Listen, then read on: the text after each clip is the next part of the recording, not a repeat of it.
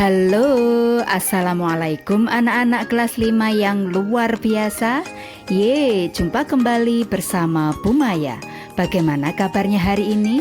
Semoga kalian semuanya tetap semangat dan bahagia. Oke, untuk pertemuan kali ini kita akan belajar bersama tentang cara perpindahan panas. Materi ini adalah materi kelas 5, tema 6, subtema 2. Oh iya, jangan lupa like dan subscribe video Bu Maya ya. Oke, mari kita mulai belajar bersamanya.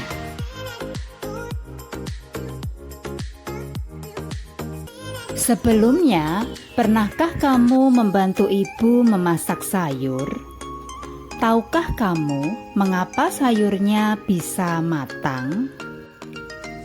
Ya, betul sekali. Sayurnya bisa matang karena saat kamu memasak sayur, energi panas dari api kompor berpindah ke dalam panci, lalu pindah ke air sehingga membuat sayurnya menjadi matang. Kamu memang hebat sekali. Kemudian, selain itu, panas matahari juga berpindah ke bumi, agar bumi menjadi hangat dan tidak membeku. Nah, proses pada saat kita memasak serta menjadi hangatnya bumi ini adalah bukti adanya perpindahan energi panas.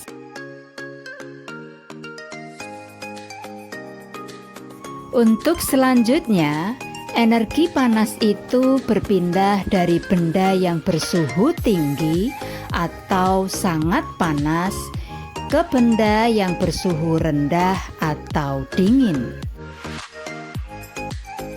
Nah, lalu bagaimana ya cara panas itu berpindah? Cara perpindahan panas itu ada 3 caranya. Yang pertama yaitu secara konduksi, yang kedua secara konveksi, dan yang ketiga secara radiasi. Nah, sekarang mari kita pelajari cara perpindahan panas yang pertama yaitu konduksi. Konduksi adalah cara perpindahan panas melalui zat perantara berupa benda padat. Nah, benda padatnya ini biasanya benda-benda konduktor atau benda penghantar panas yang baik. Biasanya adalah benda-benda logam. Contohnya adalah sebagai berikut. Nah, inilah beberapa benda-benda logam atau benda padat atau benda konduktor yang bisa menghantarkan panas secara konduksi. Jadi, kata kunci dari perpindahan panas secara konduksi adalah yang akan terasa panas yaitu alat-alat konduktor atau benda padat atau logamnya. Untuk selanjutnya, berikut contoh cara perpindahan panas secara konduksi. Yang pertama yaitu meletakkan paku pada lilin yang menyala, maka lama-lama pakunya akan terasa panas. Nah, paku adalah benda padat atau logam, maka paku yang terasa panas ini membuktikan adanya proses perpindahan panas secara konduksi. Kemudian untuk contoh yang kedua yaitu saat kita menggoreng tempe. Nah, saat kita menggoreng tempe, maka wajannya akan terasa panas. Nah, wajan adalah benda padat atau logam, sehingga wajan dapat menghantarkan panas secara konduksi. Untuk selanjutnya, cara perpindahan panas yang kedua yaitu secara konveksi. Konveksi adalah cara perpindahan panas melalui zat perantara berupa benda cair atau gas. Nah, kata kunci dari konveksi ini adalah aliran.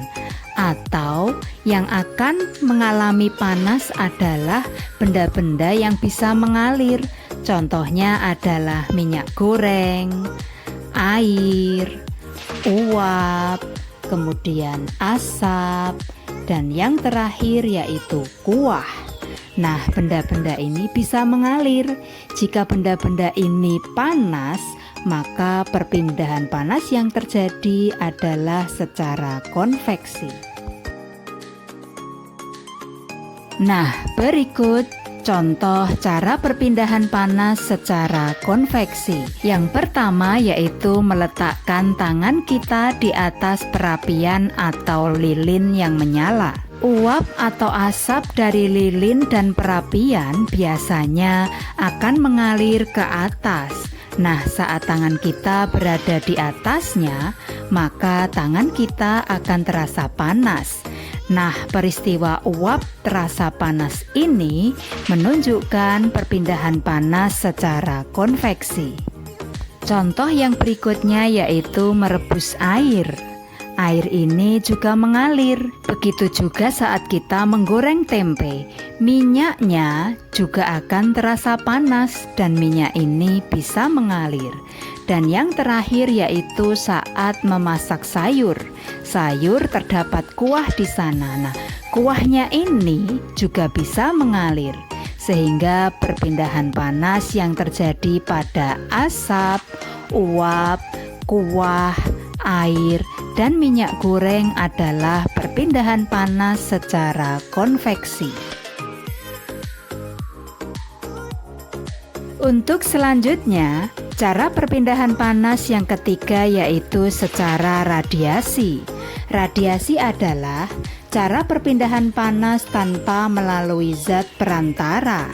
Kata kuncinya yaitu pancaran. Jadi radiasi itu proses perpindahan panasnya tidak ada zat perantara berupa benda padat, benda cair maupun benda gas.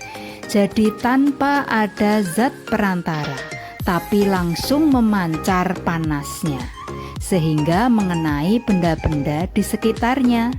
Contohnya yaitu yang pertama, tangan diletakkan di samping perapian, maka tangan kita akan terasa panas. Contoh yang kedua yaitu saat kita berada di samping api unggun, maka badan kita akan terasa panas. Contoh yang ketiga yaitu cahaya matahari memancar ke bumi, sehingga bumi terasa hangat atau panas. Untuk selanjutnya, waktunya kalian berlatih. Coba amati gambar berikut ini. Pada gambar tersebut ada seorang ibu yang sedang menggoreng tempe. Sudah pasti wajan, minyak, tempe, penjepit gorengan, dan bagian tubuh ibu yang berada di dekat api pasti akan terasa panas. Coba tentukanlah mana yang termasuk konduksi, konveksi, dan radiasi. Ya, betul sekali. Yang termasuk konduksi adalah penjepit gorengan dan wajan.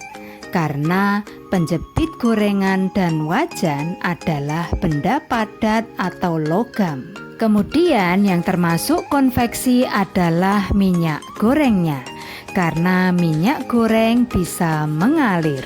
Dan yang terakhir yang termasuk radiasi adalah bagian tubuh dari ibu tersebut yang terasa panas, karena tubuh ibu tersebut tidak menyentuh apinya, tapi mendapatkan pancaran panas dari api kompor yang digunakan untuk menggoreng. Nah, demikianlah tadi berbagai contoh dan cara perpindahan panas.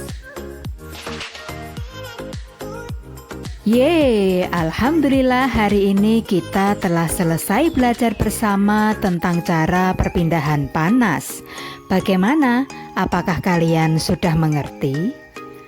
Wow, kalian memang luar biasa. Oke, jangan lupa like dan subscribe ya. dan sampai jumpa di pertemuan yang berikutnya. Terima kasih. Wassalamualaikum. Bye.